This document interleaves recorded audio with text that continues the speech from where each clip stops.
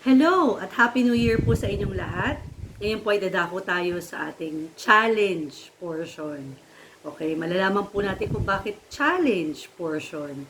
Marahil po ang ilan po sa atin ay nakaranas po ng dagok ng 2021. Meron pong mga nawalan ng trabaho, may mga nakikinig po na lumiit ang kita, ang kanilang hanap buhay, dahil po ito sa nararanasan po natin hanggang ngayon na pandemya.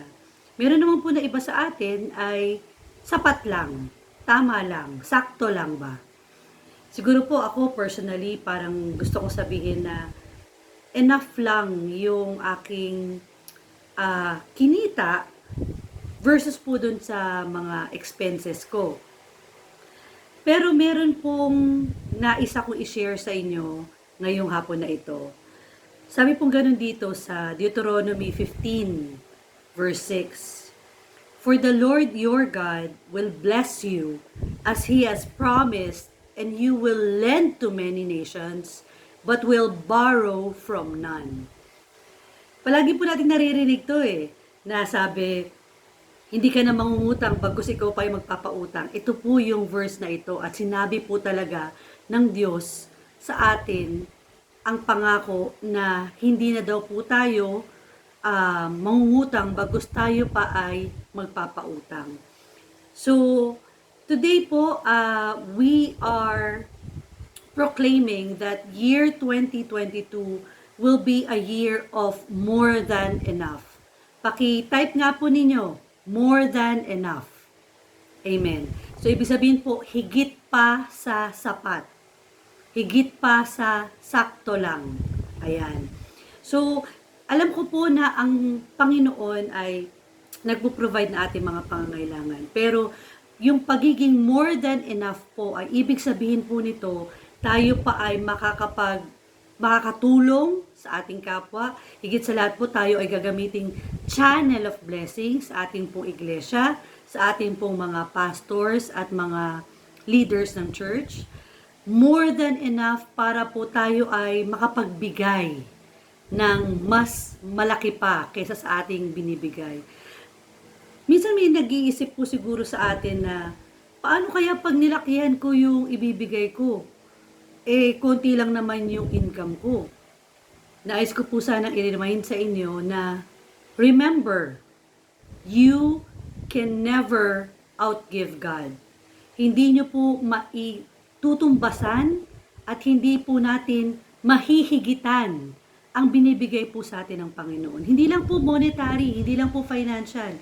Yung health po natin na ngayon po ay nasa online service tayo, nagkikita-kita tayo. Yung health po na protektado tayo, malakas tayo, buhay tayo. This is already a blessing. Yung tayo po ay may trabaho, tayo po ay pinagkakakitaan, yung ating pong mga pamilya ay malusog. Amen? This is already a blessing to us. But more than that, ang Panginoon po ang nagbigay sa atin actually ng income at sabi niya, 90% sa'yo. 10% lang ang sa akin. Alam niyo po, china-challenge po tayo ng Panginoon ngayon that if we give more, we will receive more. Ang Panginoon po ay nagsasabi sa atin ngayong hapon na ito na yung tithes mo, anak, maging faithful ka dyan.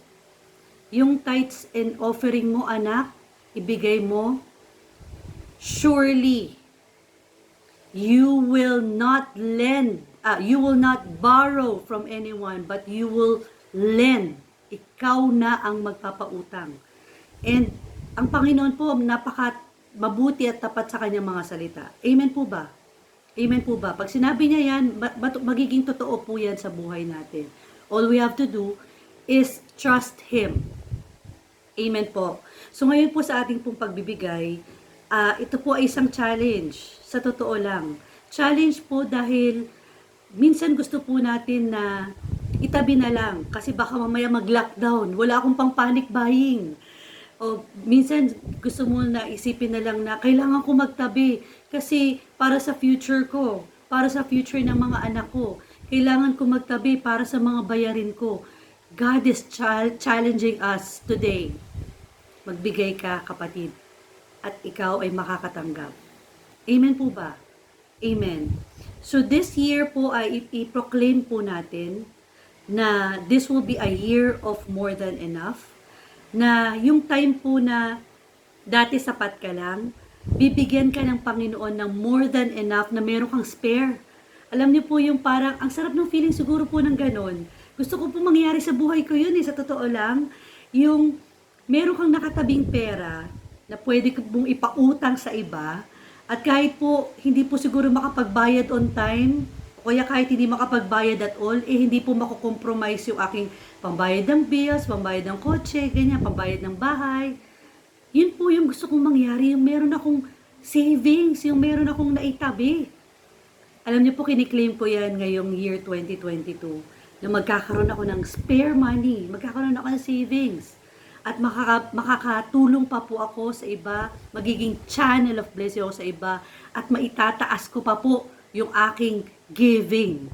Amen. So tayo po ay panalangin po natin yung ating pagbibigay sa Panginoon.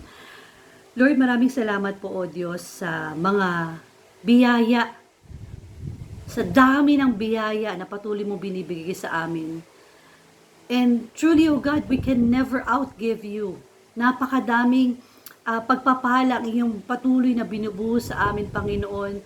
At kulang pa po yung 10%, Panginoon, na hinihingi nyo galing sa amin, Lord God.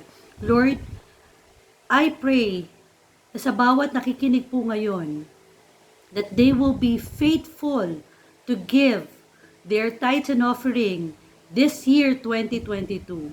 That they will be faithful, Panginoon, sa kanilang pagbibigay. Because we know, Lord, that you are faithful and that you are true to your word. Maraming salamat po. Pagpalain niyo po, Panginoon, ang bawat kamay, ang bawat bulsa, ang bawat wallet, ang bawat GCash at bank account, Panginoon, na magbibigay ngayong araw na ito. Pagpalain niyo po silang lahat. Sa pangalan ni Jesus, Amen and Amen.